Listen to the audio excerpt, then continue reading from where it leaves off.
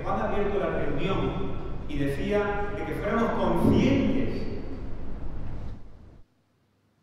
de este tiempo tan especial que tenemos como iglesia, como pueblo suyo, es porque esto no es ningún lugar en el cual venimos ya por tradición de que nos tenemos que reunir los jueves, nos tenemos que reunir los domingos y luego de distintos días más de la semana.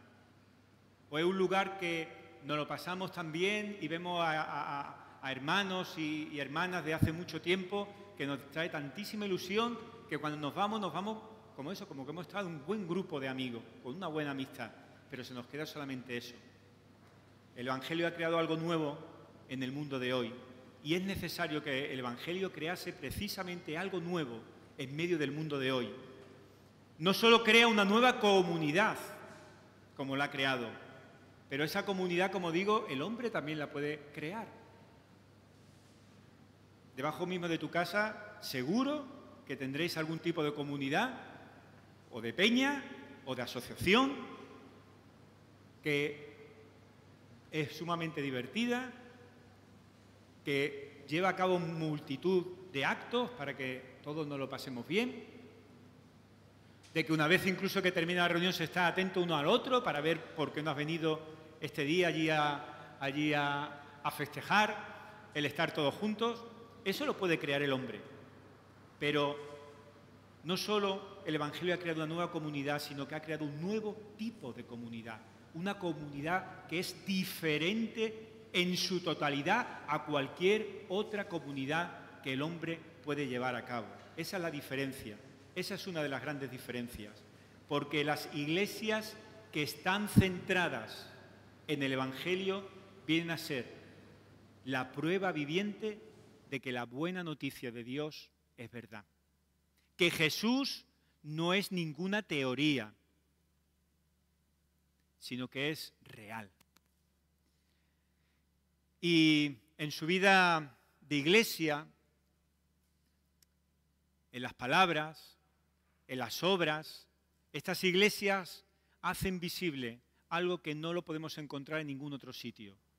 Hacen visible una humanidad, pero una humanidad restaurada solamente por el poder de Cristo. Eso no lo vamos a encontrar en ningún otro sitio.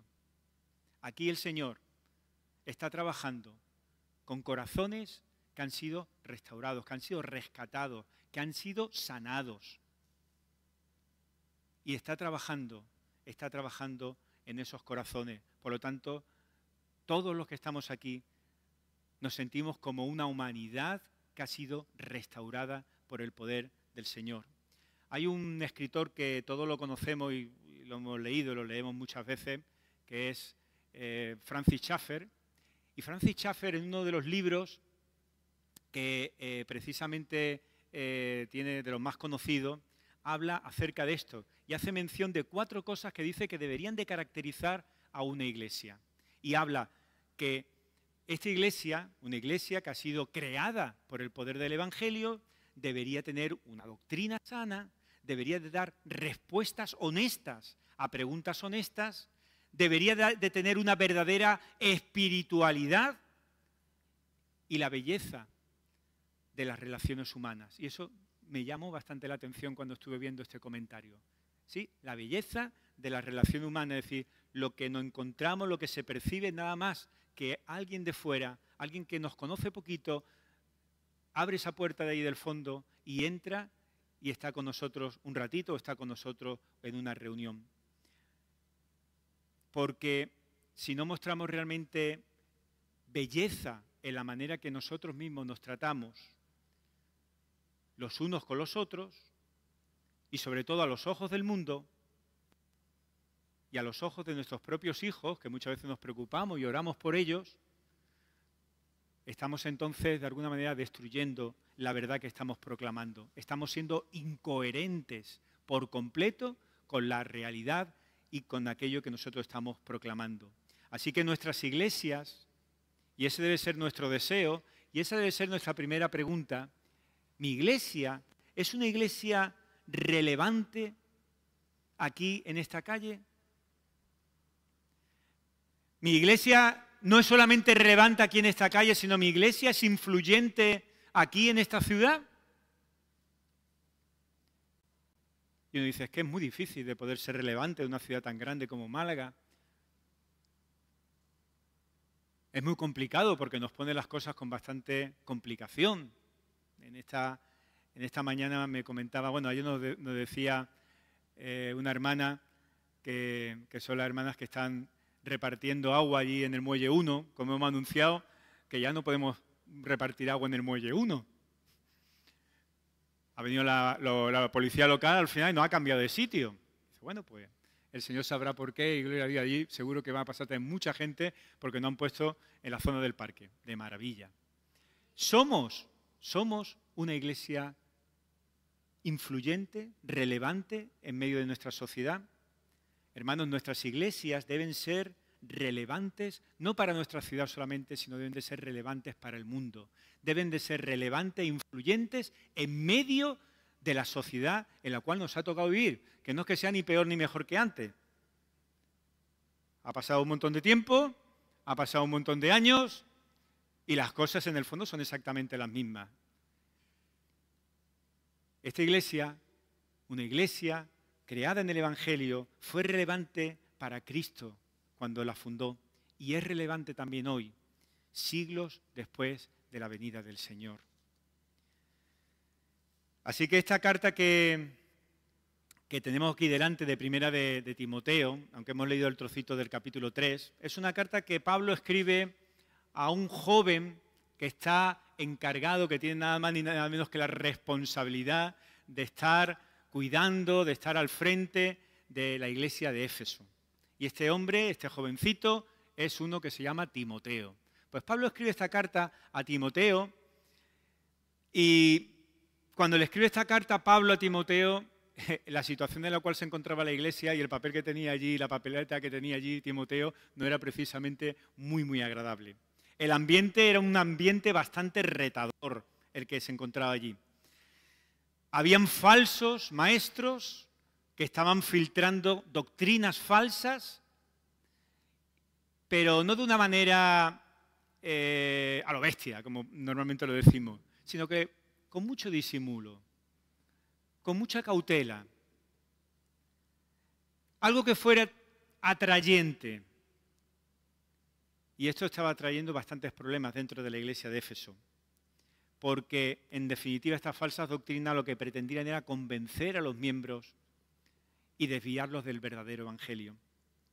Y Pablo inicia esta carta con el propósito de, viendo lo importante y lo urgente, de coger y ir para allí para estar personalmente con Timoteo. Pero, como nos dice el versículo 14, su visita podía tardar. Incluso no se sabe ya si después Pablo pudo ir o no pudo ir más tarde a Éfeso. Pero su visita podía tardar. Pero era tan urgente que tiene que escribirle a Timoteo esta carta. Por eso digo que esta carta, aunque hemos leído solamente un pasaje, es una carta que para Timoteo no solamente era una serie de normas que eran apropiadas que cumpliera. No solamente era una serie de advertencias para que Timoteo estuviera al loro de lo que venía, sino que era también una palabra de exhortación para Timoteo, porque le estaba diciendo que lo que estaba en juego no era cualquier cosa. Estaba en juego el peligro de la iglesia. Estaba en peligro todas aquellas falsas doctrinas, todas aquellas falsas cosas que estaban desviando de la verdad al pueblo, a la iglesia. Y esto era tan urgente que Timoteo tenía que saberlo y tenía que poner rápidamente mano al asunto. Mirad, la única respuesta que hay cuando estamos viendo nuestra sociedad, de qué manera vive, de qué manera camina, dónde la sociedad que nos ha tocado vivir, dónde tiene puestos los ojos, dónde están realmente sus deseos, pues la única respuesta a esta cultura es otra cultura. No una cultura que dé la razón, no otra cultura que diga que sea permisible y que diga, bueno, relativamente hay que entender cómo están las cosas hoy en día, hay que entender, y y hay que entender y que digamos en eso. Esta es una cultura o una contracultura, en este caso, que una iglesia debería ofrecer a este mundo. Es decir, una iglesia que personifique en ella de una manera clara y evidente el Evangelio. Y en la cultura en la que vivimos, el texto hablaba, aunque ahora veremos con un poquito más de profundidad, pero el texto nos hablaba de Timoteo acerca de dos palabras que nos llaman mucha la atención, de columna y de baluarte. Pues, ojo que en la cultura de nuestra sociedad también hay culturas y baluarte. Cultura y baluarte de muchos falsos evangelios. Y tenemos que estar preparados para ello. Una cultura en la que todos hacemos cualquier cosa que haga sentirme bien conmigo mismo. Cuando lo que estoy haciendo me hace sentirme bien, pues no estaré haciendo nada malo. No estaré haciendo nada que al Señor lo esté enfadando. Esto apenas, si entramos en esto, nos damos cuenta de una serie de aspectos muy, muy negativos con la palabra del Señor por delante. Porque si entramos en este tipo de cultura, nos damos cuenta que esta cultura apenas requiere nuestro arrepentimiento. No soy consciente de que lo que estoy haciendo es erróneo, por lo tanto, ¿de qué me voy a arrepentir? Este tipo de cultura que nos muestra esta sociedad, pues apenas viene a mostrar el poder de Dios. No lo necesito. Si todo lo que estoy haciendo me está saliendo bien, si me encuentro perfectamente capacitado para solucionar los problemas, estoy anulando el poder de Dios. Pero también, además, este tipo de cultura está por completo anulando cualquier tipo de esperanza. La única esperanza que uno tiene es lo mismo que decían nuestros padres, que decían nuestros abuelos, y quien haya conocido a sus bisabuelos probablemente decían lo mismo. Mientras tenga estas manos y tenga salud, me como el mundo. Así de fuerte lo decían recién casados. A medida que iba pasando los años, esa fuerza con la que decían esta realidad para ellos se iba viniendo abajo, hasta terminar dándose cuenta de que al final incluso la salud, incluso las manos, pues terminan debilitándose enormemente. Dios insta a nuestras iglesias a permanecer firmes como una clara alternativa a este tipo de fraude, a este tipo de falso evangelio. Esa no debe de ser, aunque es muy atractiva, pero esa no debe de ser precisamente la cultura, la manera de vivir, la manera de actuar que debe tener una iglesia que está fundada por el evangelio. Así que no hay nada parecido a la iglesia moldeada por el evangelio en el mundo. No hay absolutamente nada. Si realmente nuestra iglesia es similar a cualquier otra asociación que ha creado el mundo de por sí, es para parar y pensarlo. Para parar y pensarlo. Porque lo que el Espíritu Santo, lo que el Señor, lo que el Evangelio ha hecho en la iglesia, es que está dando lo que muchas veces nos da cierto temor, nadar contracorriente. ¿Seguimos siendo revolucionarios? ¿Sigue siendo revolucionario el Evangelio hoy en día en nuestras vidas? ¿Sigue siendo revolucionario el Evangelio en nuestra sociedad? Si no fuese revolucionario, nos quitaríamos muchos problemas. Cuando vienen problemas por poner el verdadero Evangelio, por anunciar el verdadero Evangelio, preparaos todos a nivel individual y por supuesto como iglesia, porque vais a ser perseguidos. De mil maneras, pero vais a ser perseguidos. No hay nada parecido, como digo, a la iglesia moldeada por el Evangelio en el mundo actual. Porque el Señor ha hecho una clase de comunidad distinta, una comunidad, una iglesia que hace que el Evangelio sea visible y no solamente eso, sino también convincente. Sí, en medio de un mundo que cree cualquier cosa menos precisamente este Evangelio. Así que las iglesias, no estoy diciendo que las iglesias son las que hacen que el Evangelio sea verdad. No es eso. Las iglesias no son las que hacen que el Evangelio sea verdad. Pero este es verdadero aun cuando la casa de Dios se comporta mal.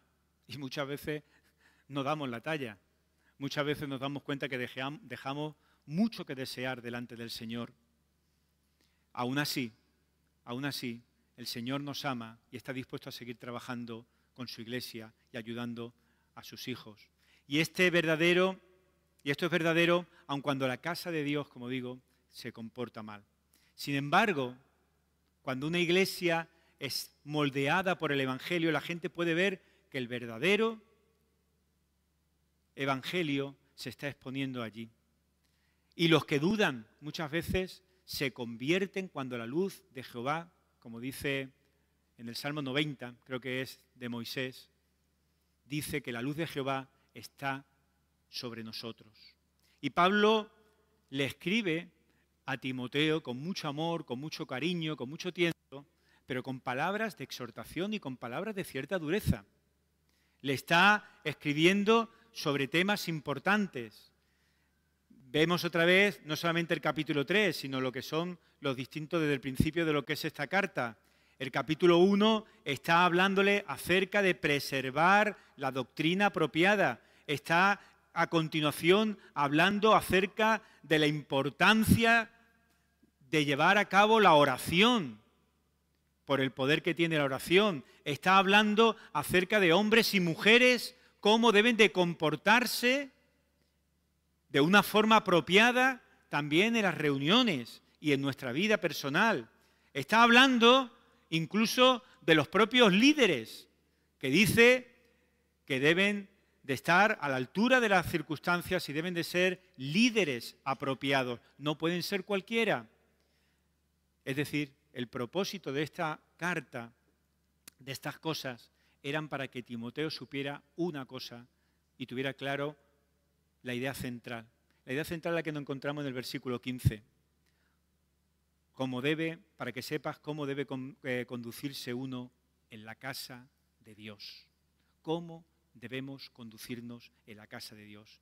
Y en este pasaje, de estos 3 versículos, pues al menos hay 3 razones por las cuales la Iglesia de Cristo, no solamente cuando fue creada, fue relevante e influyente en su sociedad, sino que hoy en día sigue siendo relevante e influyente en el mundo en el cual nos ha tocado vivir. Y las 3 razones que nos encontramos aquí son viendo la identidad que Dios ha dado a su Iglesia, la misión que Dios le ha encargado a la Iglesia y por el mensaje que debe defender y debe de proclamar la Iglesia. Así que no es poca cosa, es algo importante y que requiere cierta urgencia. Así se lo está diciendo a Timoteo. Así que nos encontramos con que la identidad que Dios le dio es una de las primeras razones. La preocupación que Pablo tenía en esta carta es cómo debes conducirte en la casa de Dios. Y la palabra casa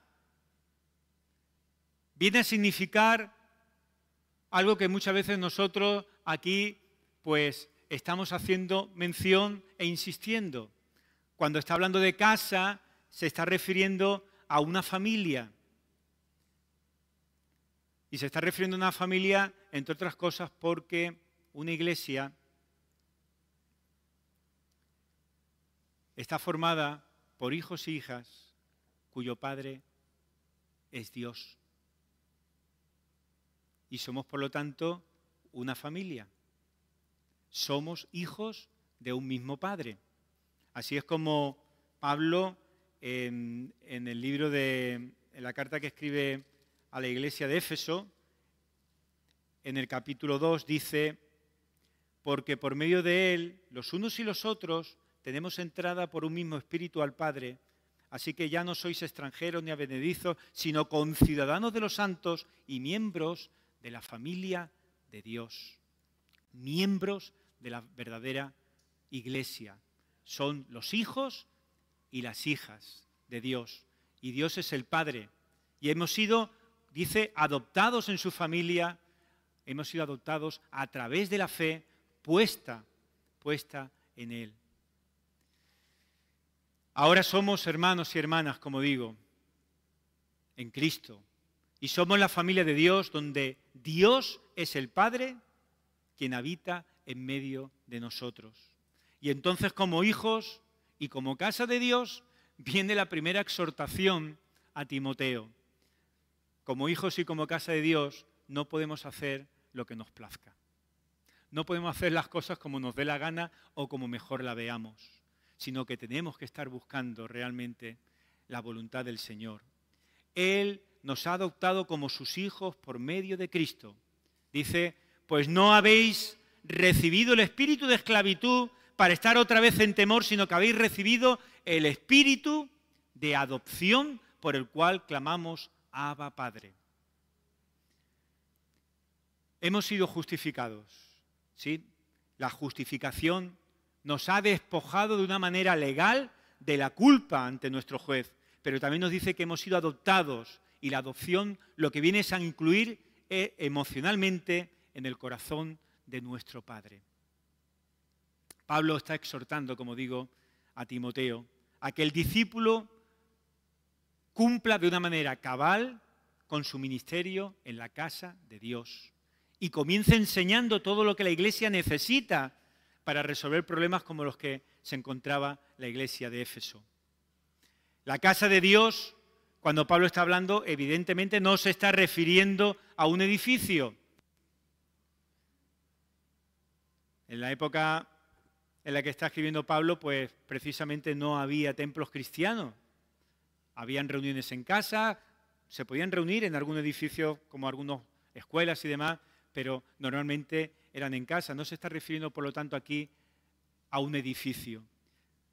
La casa de Dios es el hogar, es la familia espiritual, es la congregación.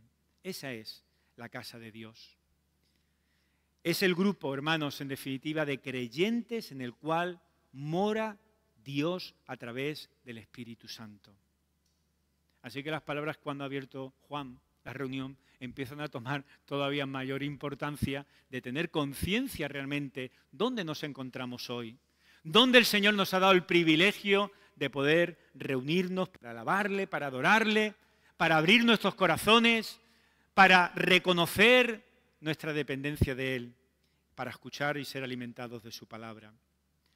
¿No sabéis que sois templo de Dios y que el Espíritu de Dios mora en vosotros? El apóstol no dirige sus enseñanzas, como digo, a cualquier casa.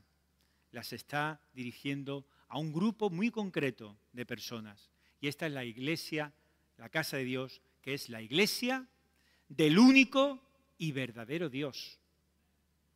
Entonces es imprescindible que Timoteo haga bien su ministerio, y eso que la papeleta, como he dicho antes, no era fácil. Y que la congregación no caiga en doctrinas falsas y atractivas, ni en conductas que perjudiquen su testimonio en el mundo. Recordamos la importancia que tenía el tabernáculo y el templo de los judíos en el Antiguo Testamento. Dice la palabra que era morada de Dios y es lugar santo. Es decir, que lo que hicieran en ese lugar tenía que reflejarse también fielmente algo, y era reflejar las características de Dios, reflejar las características de Jehová. Tenía que reflejar la sanidad, tenía que reflejar la limpieza, la unidad, etc. También, como hemos leído en Corintios, Pablo dice que también la vida del cuerpo de Cristo es la morada de Dios. Por lo tanto, también tiene que manifestar estas virtudes al mundo. También somos llamados cada uno de nosotros a nivel personal a manifestar la santidad, el amor, la unidad, la gracia. Y no solamente a nivel personal, sino aún mayor cuando estamos como pueblo de Dios, como cuerpo suyo. Así que cada detalle de esto que estamos hablando es importante. Y Pablo estaba viendo el peligro muy claros que lo veía Pablo, por eso era la importancia y estaba dispuesto a ir para allá, pero no podía. El peligro que podía llegar ante estas circunstancias de legalismo dentro de la propia Iglesia, el tema de la importancia de insistir en el poder de la oración, de ver bien la conducta en los cultos, de ver bien los líderes que fueran los adecuados y que fueran responsables y maduros, los siervos, etc. ¿Por qué era importante todos estos detalles? Porque todo afectaba a la Iglesia que pertenece no a mí ni a ti a nivel individual, sino que pertenece a Dios, porque es la casa donde Él habita, donde Él mora. Pero recordamos de nuevo que Pablo no está hablando del edificio de la Iglesia, sino de las vidas y está hablando de la congregación de los creyentes. Así que, hermanos, lo que estamos leyendo va en la línea de que somos llamados a tener unidad, de que tenemos que ser hospitalarios, que tenemos que ayudar a edificarnos unos a otros, que nuestro caminar, y esta es una visión muy importante, no es un caminar en solitario uno a uno. Ahora que ha comenzado, no sé si os gusta alguno, a mí me encanta, la Vuelta Ciclista a España, ¿no? El ciclismo, a mí me encanta verlo por televisión de siempre, desde que era pequeñito.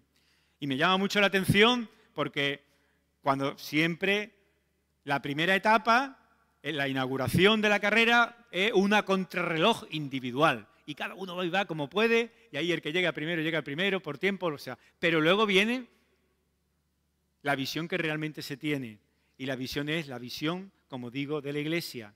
Somos llamados a tener unidad, hospitalarios, edificarnos a otros, etc. Pero estamos en un proyecto comunitario en medio de la familia de Dios. Un proyecto comunitario, como Iglesia. De manera que si un miembro padece, todos los demás se duelen con él. Y si un miembro recibe honra, todos los miembros con él también se gozan. Así que la casa de Dios debe ofrecer una alternativa clara y hermosa en medio de la locura que hay en este mundo. En medio de todos los oscuros y grises que hay en el caminar de nuestra sociedad. En la familia de Dios es donde las personas que abren esa puerta y entran, porque el Señor las ha traído, no han llegado ninguna por casualidad, sino que el Señor ha tocado en un momento determinado el corazón de la persona, porque tú hablas luego con ella y dices, ay, ¿por dónde vives? No, yo es que vivo por aquí, pero he pasado 20 veces por la puerta y siempre he tenido la intención, hasta que hoy he estado leyendo y me he dado cuenta que tal día, tal hora tenéis la reunión. El Señor está trabajando en su corazón, el Señor es el que lo trae. Pues la Iglesia, a estas personas que entran por esa puerta, son personas que deberían de encontrar en la casa de Dios mucho evangelio, mucha seguridad y también deberían de encontrar mucho tiempo. Y esto es importante, lo de mucho tiempo, porque tiempo es necesario para replantearse las vidas de cada uno de ellos, de cada una de las vidas de las personas que están impregnadas con el día a día de nuestra sociedad. Necesitan tiempo, porque las personas somos complejas. Yo no sé si, pero aunque algunos nos llamaban, ¿verdad?, por nuestra poca complejidad, nos pueden llegar a llamarnos hasta amebas, ¿no? Pero somos complejos en el fondo, somos muy complicados y necesitan tiempo para poder cambiar. Porque aunque el Señor esté trabajando en la vida de esas personas que ha llamado a venir a la Iglesia, el Señor da también tiempo a cada uno de ellos. Y no podemos decir, el Señor te está llamando, has entrado a la Iglesia y queremos verte el cambio ya. Tienen que encontrar también tiempo. Los pecadores experimentan tu Iglesia como un lugar seguro donde el Señor nos preserva y nos protege. Yo no sé No hace mucho hicimos una encuesta a nivel interna, pero si hiciéramos una encuesta, tuviéramos oportunidad para aquellos que nos visitan, no sé, ¿no? ¿Qué podríamos escuchar, ¿no? En las contestaciones? Pero ¿los pecadores experimentan en tu iglesia un lugar seguro donde el Señor nos preserve y nos protege?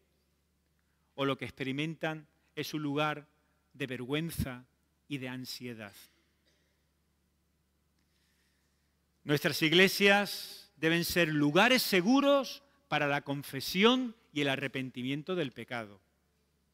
La iglesia también es relevante por la identidad como la iglesia del Dios vivo.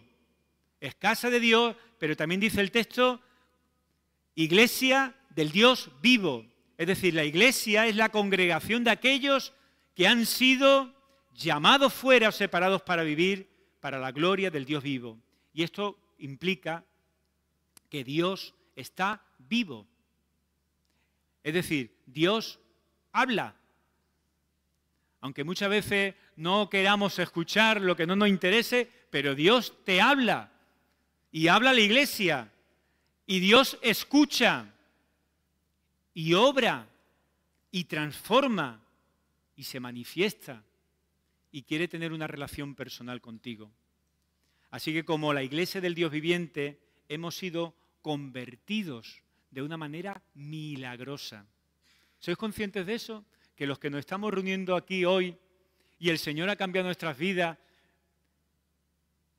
lo que ha hecho es que hemos sido convertidos de una manera milagrosa.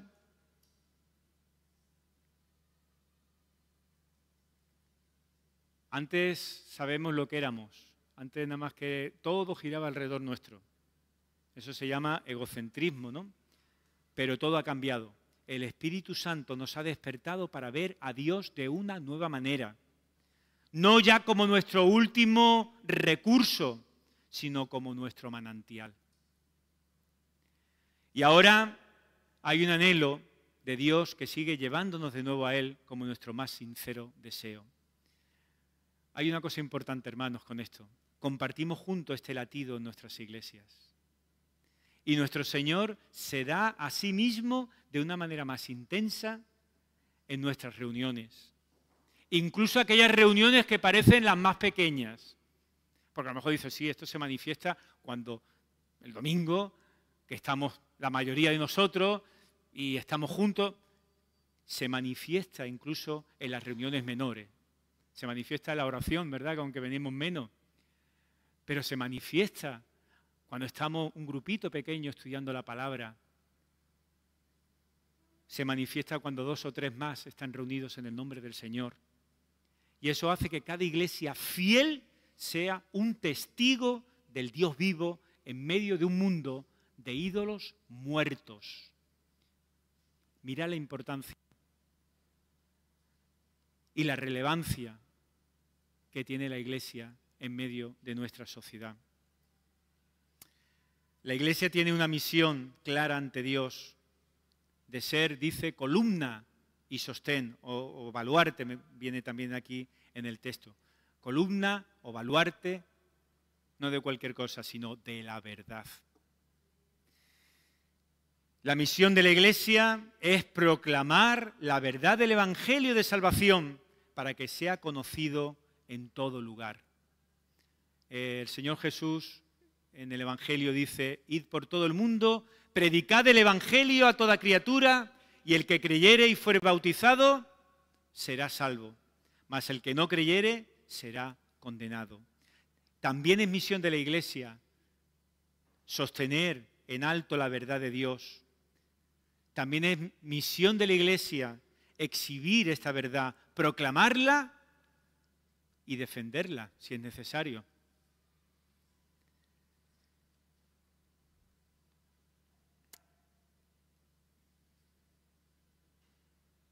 Pero a mí me gustaría, por tema ya de tiempo, de que nos fuéramos incluso a la parte del mensaje de Dios. En cuanto al tema de lo que es la misión, tenemos claro, ¿no?, el esfuerzo cuando ponemos los dones como iglesia al servicio del Señor para llevar a cabo pues esta misión. Y ahí no solamente hablamos el servir de la Iglesia a nivel interno, sino de puertas para afuera, de ser influyentes delante de nuestra sociedad, nuestra ciudad. Y ahí tenemos hermanos y tenemos hermanas que están trabajando en prisión. Ahí hay hermanos y hermanas que están trabajando en capellanías en los hospitales. Hermanos que están dispuestos los fines de semana a ir a cualquier parte y a pesar de la calor de estar llevando la palabra del Señor, tan importante. Pero también, no solamente la ciudad tenemos que ser influyente, la Iglesia está para ser influyente a nivel mundial. De ahí los movimientos de misioneros, de ahí la capacitación teológica que se hace a personas. Cuando oramos, por ejemplo, los jueves por puerta abierta, ¿os acordáis?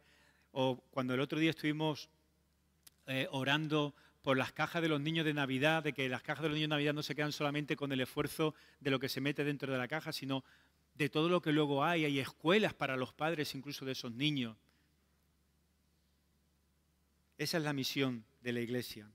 Pero el mensaje de la Iglesia es uno, y me gustaría de deciros una cosa. El mensaje de la Iglesia, que está claro, ¿cuál es? Aunque ahora lo vamos a volver a repetir.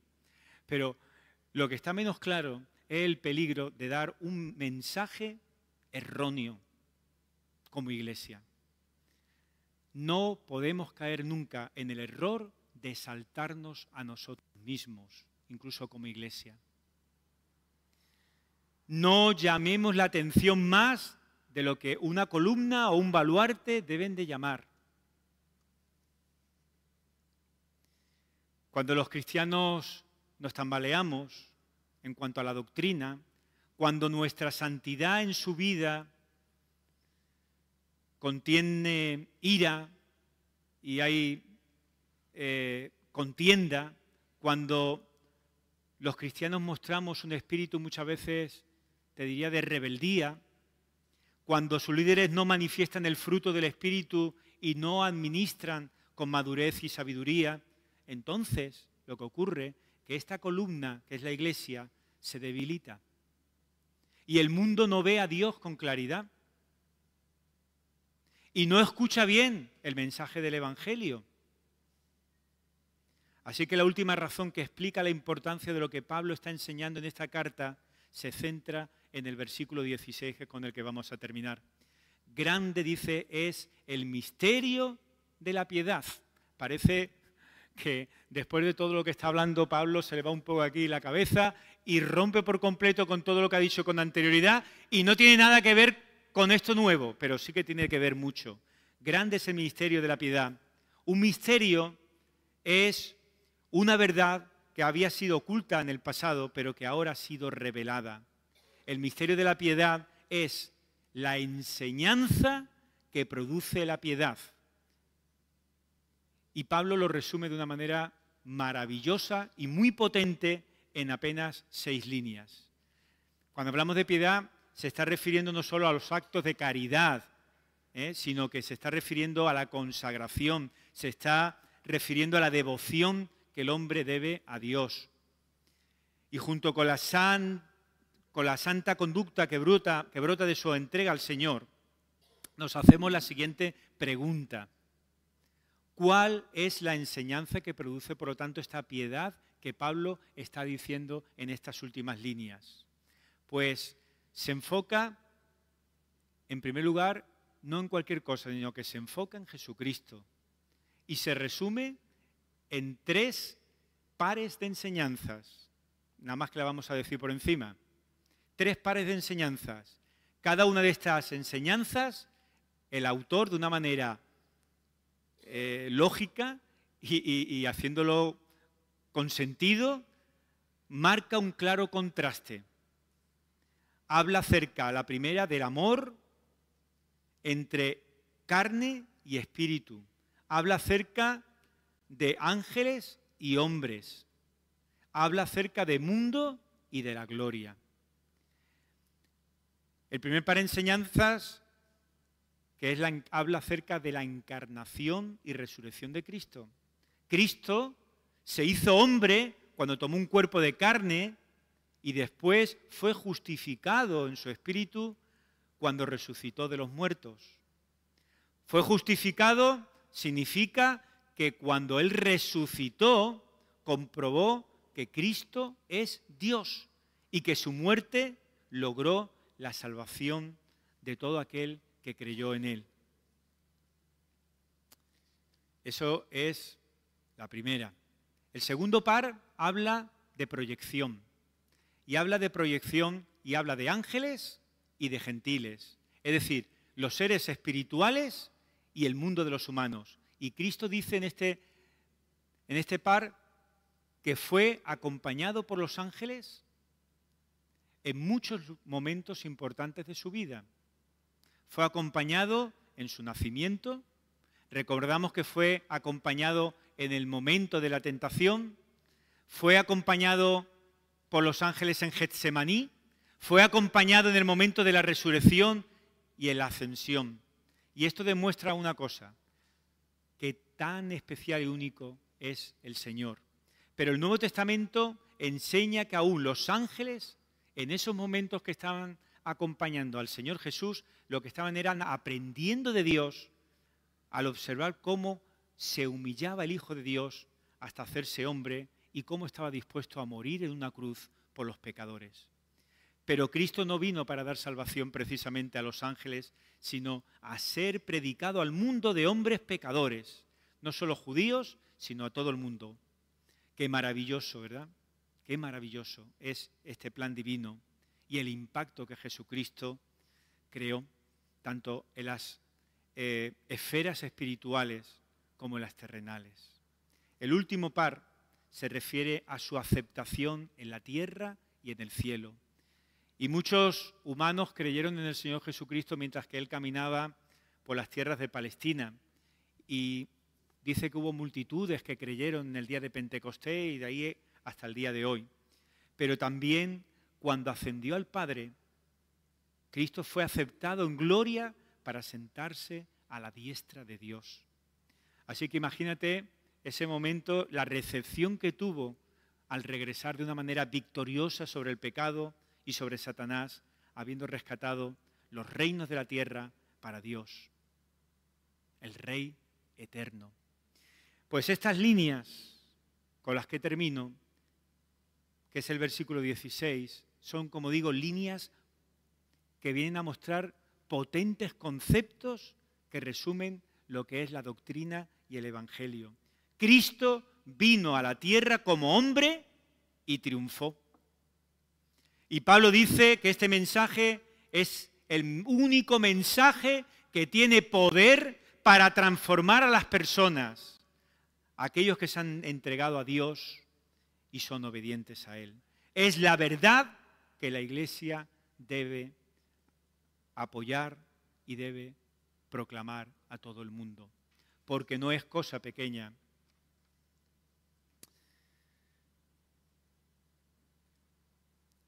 Conocíamos a Francis Schaeffer, pero también hemos hablado muchas veces del púlpito de otro que es John Piper, que también nos influye bastante y también vemos una enseñanza grande en el hermano. John Piper dice que el poder del Evangelio crea iglesias que exaltan a Dios, que admiran a Cristo, que están llenas del Espíritu, que disfrutan de su palabra, que predican la gracia, que abrazan la cruz, que asumen riesgos, que crucifican el egoísmo, que están saturadas de oración, que se proyectan hacia afuera y son bellas congregaciones donde incluso los indignos, los imperfectos, prosperan. Y solo, hermanos, Dios es el único que puede construir esta nueva clase de comunidad. Por lo tanto, el mensaje único de la Iglesia es el mensaje del Evangelio. Evangelio que, como dice Pablo a la Iglesia de Roma, es poder de Dios para salvación a todo aquel que en Él cree.